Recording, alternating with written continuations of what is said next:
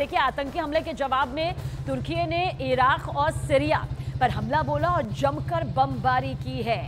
देखिए, ये तुर्की के एयर स्ट्राइक की तस्वीर आपके सामने, जहां तुर्की के रक्षा मंत्रालय का दावा है कि उसने 30 आतंकी ठिकानों को तबाह कर दिया है और इस हमले में कई आतंकियों के मारे जाने का दावा भी अब किया जा रहा है। तो तुर्की के अंकारा में जिस तरह से आतंकी हमला हुआ, उसके बाद तुर्की की तरफ से ये एयर स्ट्राइक कितनी खौफनाक है। देखिए, इस वक्त की तस्वीर आपके सामने, सीरिया और इराक पर ये बमबारी यहां पर की गई है, जिसमें 30 से ज्यादा आतंकी ठिकानों पर यह हमला किया गया है। रक्षा मंत्रालय ने इस हमले की पुष्टि भी यहां पर कर दी गई है। और असल में एक दिन पहले ही तुर्की की राजधानी अंकारा में बहुत बड़ा आतंकी हमला हुआ। आतंकियों ने वहां की सेना के लिए हथियार बनाने वाली एक कंपनी पर धावा कुछ इस तरह से बोल दिया था।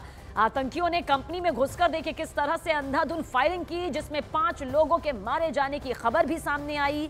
बड़ी तादाद में लोगों के जख्मी होने की जानकारी भी सामने आई।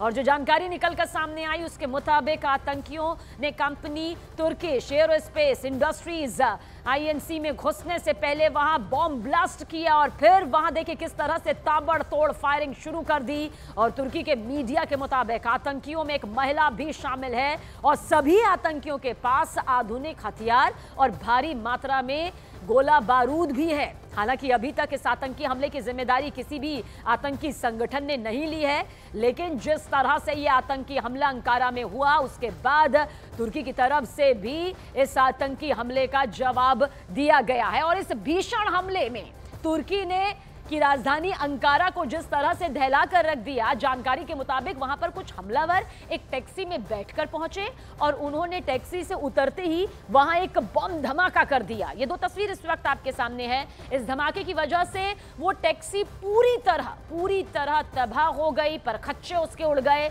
तुर्की के गृह मंत्री ने सोशल मीडिया पर जानकारी दी कि उन हमलावरों ने इसके बाद तुर्की की सेना के लिए हथियार बनाने वाली कंपनी के दफ्तर में घुसकर गोलियां बरसाई, अंधाधुंध गोलियां बरसाई गई, जिससे वहां पर दहशत मच गई। दावा यह किया गया कि इन हमलावरों के झुंड में महिलाएं भी थीं, जिन्होंने उस दफ्तर में घुसते ही गोलियों की बारिश कर दी। गोलियों की तड़तड़ाहट से पूरा इलाका थर्रा गया। कंपनी के बाहर भगदड़ जैसे हालात बन गए।